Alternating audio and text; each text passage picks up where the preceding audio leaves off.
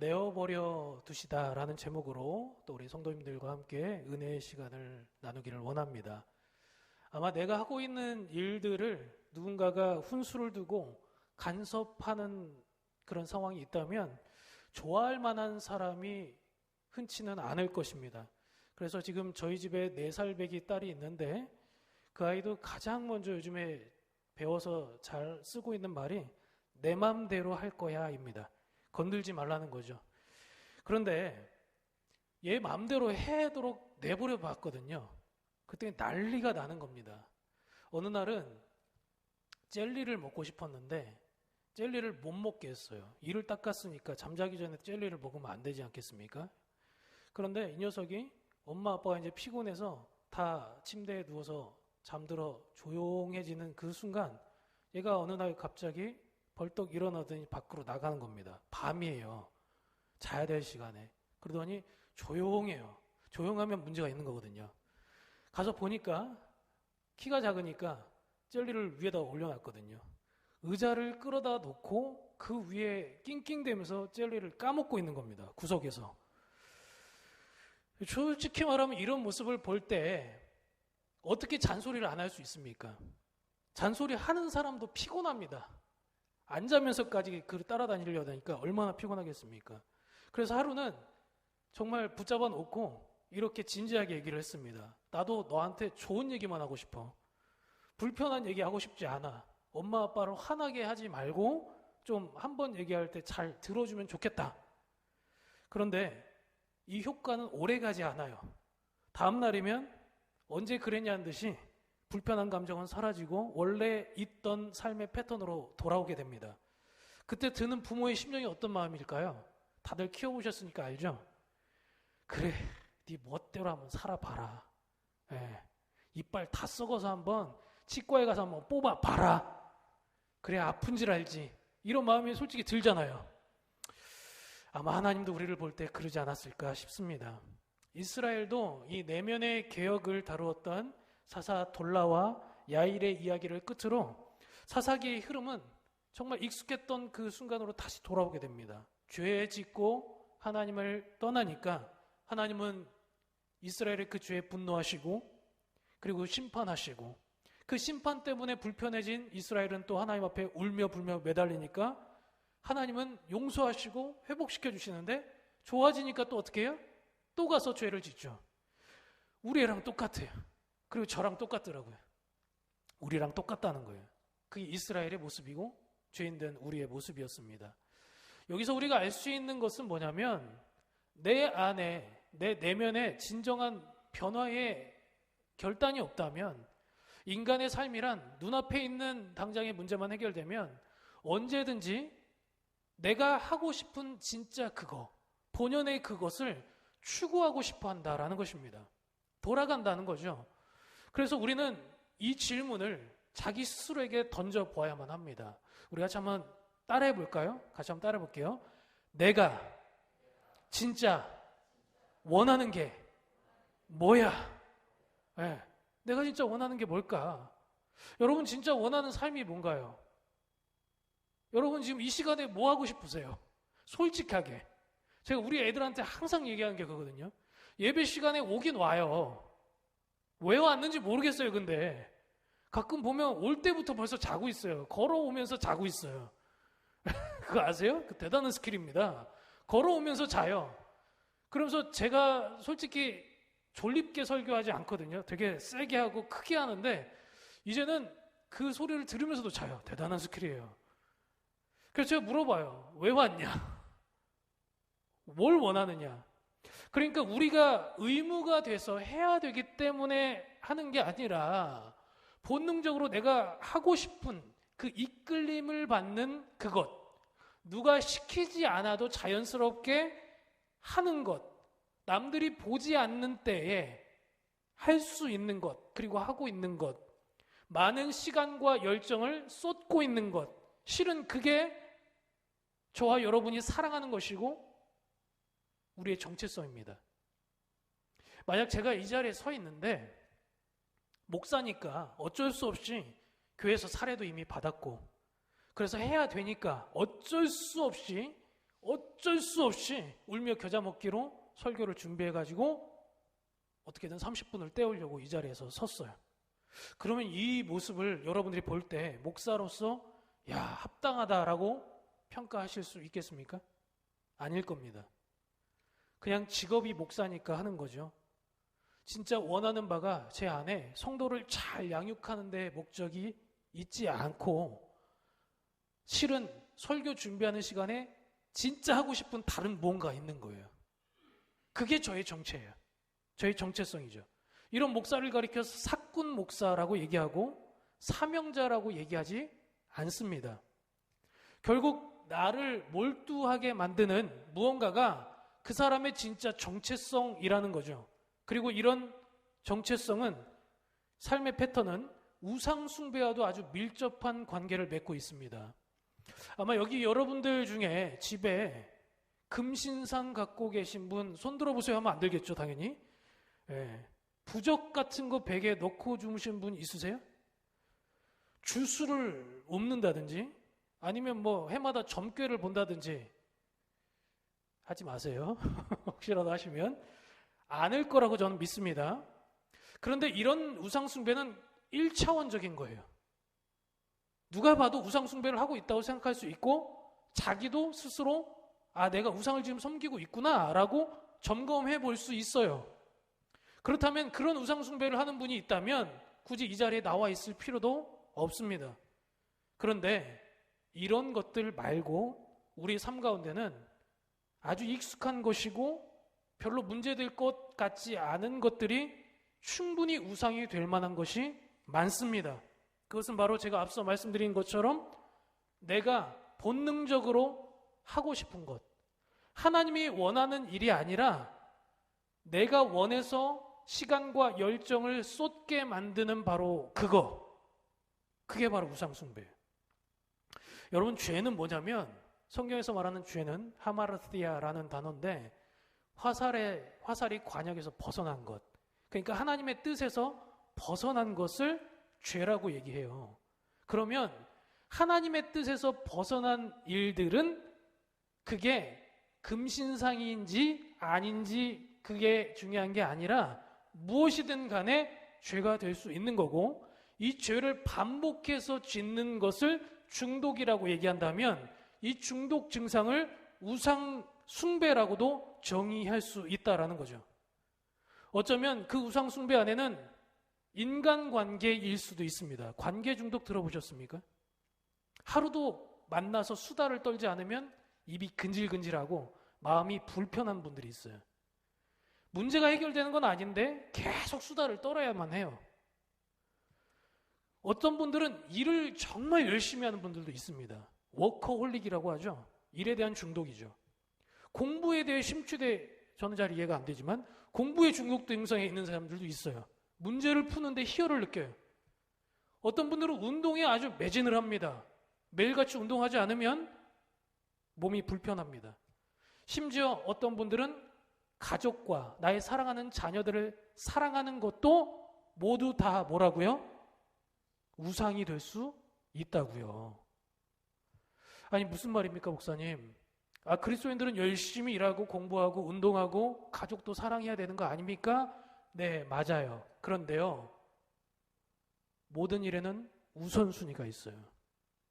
우리가 진짜 해야만 할 일, 몰두해야 될 일, 에너지를 쏟아야 될 일, 그리고 해야 될 때와 하지 말아야 될 때를 구분하지 않고 하게 되면 죄와 똑같은 거예요. 제가 만약 목사인데 제 아이들을 너무나도 사랑한 나머지 오늘 설교 준비를 뒷전에 두고 애들한테만 몰두하고 있다면, 그리고 가정사에만 시간을 다 할애하고 있다면 이건 잘못된 거죠. 인간관계의 교제에 너무 매진한 나머지 말씀을 제대로 준비하지 않았다면, 그래서 산으로 들러 놀러 다니기만 힘썼다면, 밖에서 신방을 핑계로 맨 돌았다면, 혹은 자신의 건강을 챙기는 최소한의 정도를 넘어서 운동에 심취해서 태능선수촌에 들어갈 만큼 운동에 매진하고 있었다면, 그래서 해야 될 일을 소홀했다면 하나님이 좋아할까요? 전 아닐 거라고 봅니다. 그런데 반대의 경우도 있을 수 있습니다. 이와는 반대로 제가 목회에만 너무 매진하는 거예요. 아이들을 마치 고아처럼 기르고 아내를 살아있는 과부로 만들고 성도들은 아주 힘차게 잘 가르쳤는데 정작 집에 가서는 애들 신앙을 잃어버리든 말든 별 관심이 없어요. 그런 아빠, 그런 목사를 하나님이 좋아하실까요? 아닐 겁니다. 어쩌면 이 중에는 제가 너무 극단적인 예를 들었기 때문에 나는 지금 그런 해당 사항이 없는데 공감이 안 되시는 분이 있을지 모르겠습니다. 그러면 제가 이렇게 한번 반문해 보겠습니다. 설교 준비도 하고 인간관계도 하고 가족도 챙기고 운동도 하면 될 거 아닙니까? 맞아요. 그렇게 해야죠. 그런데 그때 주님이 우리에게 물어보신다는 거예요. 뭐라고 물어보시냐면 그게 바로 너의 최선이냐? 최선이냐라고 물어보신다는 거예요. 네가 진짜 설교를 준비할 때 최선을 다해서 준비했냐? 그리고 최선을 다해서 준비를 다 하고 인간관계를 할 때도 최선을 다해서 했냐? 신방을 할 때도 최선을 다해서 했냐? 수련회 지금 준비 중에 있잖아요. 수련회 준비 대충 할 수 있어요. 솔직히. 최선을 다해서 했냐? 물어보신다고요. 그게 최선이냐고. 본능적으로는 쉬고 싶고 대충 하고 싶고 다른 거 하고 싶고 내 본능이 원하는 바 뭔가 하고 싶은 게 있겠죠. 그런데 그 일들을 소홀히 하지 않고 최선을 다해서 했냐고 물어본다면 어떻게 대답할 수 있겠습니까? 그래서 무엇이든지 간에 내가 지금 해야 될 일, 해야 될 때에 최선을 다해서 하지 못하도록 막는 모든 요소들은 우리에게 우상이 될 수 있다는 겁니다. 눈에 보이는 표면적인 죄, 음란한, 술 취함, 방탕함, 도박, 술, 담배 중독 이런 것 못지않게 이런 거는 남들이 하니까 우리가 터부시 여기지만 심지어 건강하고 좋은 것이라고 생각했던 그런 것들조차도 우리의 삶의 우선순위를 잃게 만들면 그것은 우상이 되는 거예요. 그래서 성경은요, 극단적인 금욕주의를 요구하지 않고 밸런스, 균형 있는 삶을 이야기합니다. 둘 다 충실을 해야 되기 때문에 그렇습니다. 이 균형이 깨어지게 되면 사람은 본능에 이끌려서 살아가게 되고 그 본능적 사고와 행동은 하면 할수록 더 하게 되는 중독 증상으로 나타나게 됩니다. 본문에 등장하는 이스라엘 민족은 가나안 원주민 신이었던 바알과 아세라 그리고 여러 신들을 섬기게 됩니다. 그런데 여기서 아주 이상한 점을 발견할 수 있어요.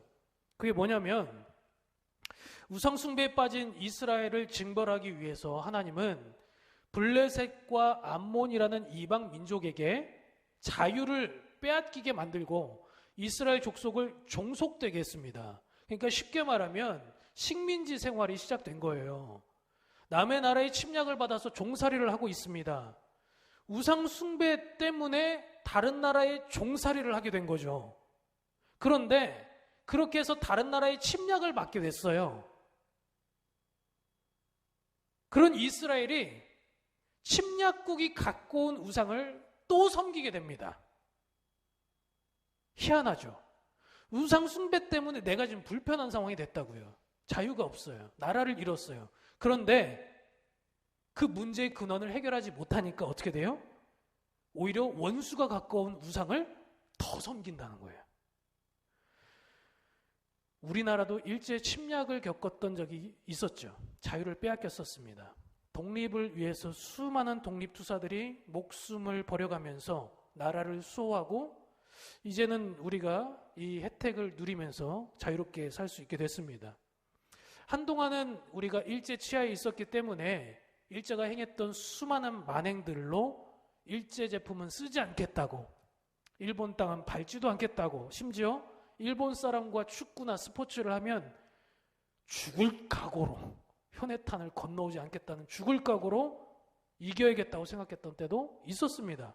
그런데요, 그렇게 우리는 자유를 갈망하고 침략국에 대한 경계도 있었지만 아이러니하게도 일제가 우리를 도박 중독에 빠뜨려서 이 생각하는 사고를 잃어버리고 바보로 만들려고 했던 보급한 문화가 있습니다. 그게 뭔지 아십니까?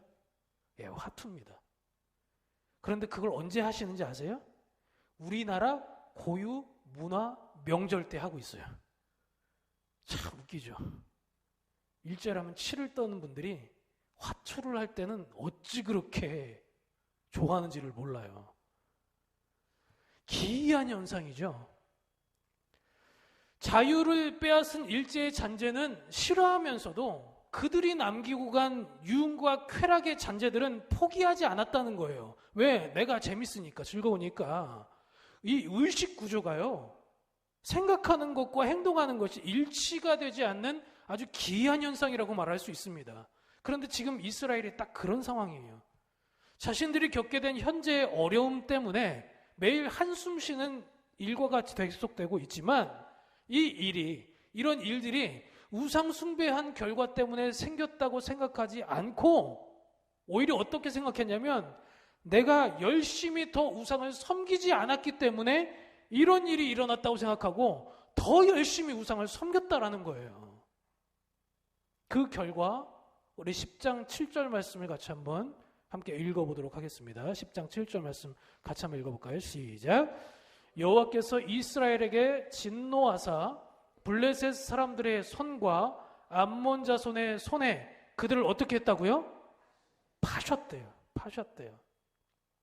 여기서 말하는 파셨다라는 표현은 더 이상 보호하기를 멈추셨다라는 거예요. 부모로서 자식을 보호하기를 멈췄다. 더 이상 그들의 보호자가 되기를 그만두었다. 그럼 이제 오해가 생길 수 있고 약간 의문이 들 수도 있겠습니다. 왜냐하면 하나님에 대한 속성 중에 우리가 알고 있는 그것은 뭐냐면 하나님은 반드시 하신 약속을 실행하신다는 거예요. 했던 언약을 번복하지 않으신다는 거죠. 그런데 하나님은 이스라엘 인도자가 될 뿐만 아니라 그들을 끝까지 구원하셔서 나의 백성 삼으시겠다고 약속해 오셨고 계속 그렇게 진행해 오셨어요. 그럼 과연 이제 팔았으니까, 부모 되기를 포기했으니까, 보호자 되기를 그만뒀으니까 이 약속은 파기되는 걸까요? 이런 의문이 들 수 있다는 거죠. 만약에 이스라엘이 범죄했기 때문에 하나님이 했던 약속이 이제 바뀌게 된다면, 변경되는 거라면 하나님은 사람들에게 책임을 물을 수 없습니다. 왜냐하면 결국 그 사람들도 이렇게 핑계할 것이기 때문에 그렇습니다. 여러분, 범죄자들이 잡힌 후에 가장 많이 하는 말이 뭔지 아세요? 자기가 잘못했다는 얘기를 하는 사람은 그렇게 많지 않습니다. 뭐라고 얘기하냐면 세상이 나를 이렇게 만들었다. 이게 첫 번째고, 두 번째는 왜 나만 가지고 그래? 이게 두 번째예요. 나만 죄 지은 게 아닌데, 쟤도 죄 지고 쟤도 죄 지었는데 왜 나만 가지고 재수없게 나만 걸려가지고 이래. 세상이 나를 이렇게 만든 거야. 그래서 실제로 그 사람들의 환경을 보면, 자라왔던 배경을 보면 불우해요. 유복하게 자란 사람들이 많지는 않습니다. 부모의 사랑을 받지도 못했고 편부모 가정 혹은 고아로서 혹은 구타를 받으며 그렇게 좋지 못한 환경 속에서 컸으니까 어떻게 자아가 좋게 형성될 수 있었겠습니까? 그러니까 세상이 나를 이렇게 만들었다라는 말이 합리적일 수 있다는 거예요. 근데 여러분, 예외적인 경우도 있죠. 그런 어려움 속에서 컸지만 나는 그러기 때문에 세상을 바꾸겠다라고 생각하고 열심히 산 사람들도 있어요. 그 사람들에게는 오히려 어렵게 사는 사람들의 귀감이 될 수 있는 모범이 되고 영웅이 될 수도 있다는 거예요. 그러니까 환경 때문에 죄를 지었다라는 것, 주변 사람들이 나를 그렇게 했기 때문에 내가 이런 사람이 될 수밖에 없었다라는 거는 실은 뭐예요? 핑계죠. 그러면 이제 그거를 하나님께도 한번 우리가 적용해 볼까요? 이스라엘이 죄를 지었으니까 내가 언약을 파기하는 거야. 그러니까 그래서 나의 신실함은 원래 있지만 너희들 때문에 신실함이 훼손된 거야 라고 말한다면 인간이 핑계하는 거나 하나님이 핑계하시는 거나 큰 메커니즘의 차이가 없다는 거예요. 그러면 우리가 이 말씀, 이 파셨다라는 것에 대한 의미를 정확히 알고 있어야만 합니다. 하나님이 죄악된 세상을 곧바로 심판하지 않으시고 심판의 때를 연기하고 유보하시는 이유는 하나님이 사람들에게 죄를 짓도록 계획을 하셨던 이유가 아닙니다. 이해되셨나요? 그들이 죄를 짓는 이유가 하나님이 그들이 죄를 짓도록 설계하셨기 때문이 아니라는 거예요. 그럼에도 불구하고 이 세상은 여전히 죄를 짓는 사람들이 많죠. 그리고 여전히 심판을 아직 받고 있지 않죠. 그러니까 그런 세상을 바라보면서 우리 마음속에 슬그머니 드는 생각이 뭡니까? 하나님, 왜 나는 이렇게 억울하게 살아가는데 저 사람들은 저렇게 죄 많이 지으면서도 떵떵거리면서 잘 살아갑니까? 라고 불만이 생길 수 있어요. 저도 그럴 때가 있더라고요. 근데 하나님께서는 이 심판을 안 하시는 것이 아니라 죄가 만용하여 가득 찰랑찰랑 넘치도록 가득 찰 때까지 뭘 하시냐면 계획이 아닌 허용을 하시는 거예요. 허용. 예, 허용. 허용은 하나님의 계획이 아닙니다. 이건 사단의 계획이지 하나님의 선하신 계획이 절대 아닙니다. 그러니까 지금 이 세상이 이렇게 죄 가운데 넘쳐나는 것은 하나님이 죄를 버려두신 거예요. 잠시. 그리고 언제 심판하시겠다고요? 죄가 가득 찼을 때. 로마서 1장 23절에서 25절 말씀이 그런 하나님의 마음 상태에 대해서 잘 설명하고 있습니다. 썩어지지 아니하는 하나님의 영광을 썩어질 사람과 새와 짐승과 기어다니는 동물 모양의 우상으로 너희가 바꿨느니라. 그러므로 하나님이 그들의 마음을 정욕대로 더러움에 어떻게 했냐면 내버려 두사. 어떻게 했다고요? 우상 숭배하는 그들을 어떻게 했다고요? 내버려 뒀다는 거예요. 그랬더니 그들이 어떻게 됐냐면 그들의 몸을 서로 욕되게 하게 하셨으니. 죄 짓는 사람들 옆에 가면요, 그 시간에 똑같이 죄 짓고 있습니다. 노는 사람들 옆에 가보세요. 노는 사람들끼리 놀고 있어요. 열심히 사는 사람들 옆에 가보세요. 열심히 살려고 노력합니다. 그런데 내어버려 두셨다는 거예요. 여기서 말하는 정욕대로 내어버려 두었다는 표현이 계획이 아닌 일시적인 허용이었다라는 겁니다. 그런데 이렇게까지 허용하는 과정 자체가 이미 심판이 시작되는 과정이라는 것을 정작 죄를 짓고 있는 사람 당사자만 몰라요. 아무런 문제가 없으니까. 죄 짓고 있어도 세상이 잘 돌아가거든요. 내 자리가, 내 이권이, 내 권위가 유지되고 있으니까 아무 문제가 없다고 생각합니다. 심지어 나한테 문제 제기를 하는 사람을 고가워하고 멀리하고 그들을 경멸하고 쫓아냅니다. 네, 그런 거예요. 왜? 내가 하는 일을 반대하는 사람이 없거든요, 사실 세상에는. 하나님도 나를 내버려뒀는데 네가 뭔데 나한테 그렇게 얘기를 해? 이런 반응이 나올 수밖에 없는 거죠. 즉각적인 심판에 대한 아픔이 없으니까 감각이 무뎌져 갑니다. 양심이 무뎌져 가는 거죠. 그리고 자신이 섬기고 있는 내가 진짜 하고 싶은 그 일들, 그 우상으로부터 점점 삶이 잠식되어져서 진짜 자유함이 하나님으로부터 얻어지는 것이 아니라 세상의 유흥으로 그것들을 대체하려고 하고 거기서 에너지를 얻고 온다는 거예요. 근데 그 에너지는 밑빠진 독에 물 붓는 거죠. 마치 우상으로 인해서 이 모든 문제가 시작됐는데 더 큰 우상을 찾아다니는 것처럼 계속 그것들을 갈망하고 있습니다. 그렇게 고통 가운데 있는 사람들이 비로소 하나님을 찾았지만 하나님은 그때 그들을 외면하셨습니다. 뭐라고 얘기하셨냐면 가서 너희가 택한 신들에게 부르짖으라. 그들이 너희를 구원하는지 한번 가서 보아라 그랬어요. 하나님이 이스라엘 백성이 하나님이 찾아온 이유를 알고 계셨습니다. 그들은 자신이 지은 죄 때문에 그 죄로 인해서 괴로워했던 게 아닙니다. 오히려 단지 죄의 결과물로 인해서 불편해진 상황이 유감스러웠을 뿐입니다. 여러분, 죄 짓는 사람들은요, 그런 특징을 갖고 있어요. 죄를 해결하려고 하는 게 아니라 죄로 인해서 생긴 문제만 해결하려고 하는 거예요. 그래서 그 문제가 해결되고 나면 어떻게 해요? 다시 죄를 또 짓죠. 더 많이 짓죠, 이제는. 왜? 장애물이 없어졌으니까. 우리 애가 엄마 아빠가 없으니까 젤리를 밤새 먹는 것처럼 그런 거예요. 그래서 그들은 하나님을 우상 중에 하나처럼 대하듯이 하나님이 원할 만한 제물을 바치고 하나님이 들을 만한 기도의 버튼을 누르고 자신을 위해서 자신의 문제를 해결할 수 있는 능력을 나타내도록 만들려고 시도를 했습니다.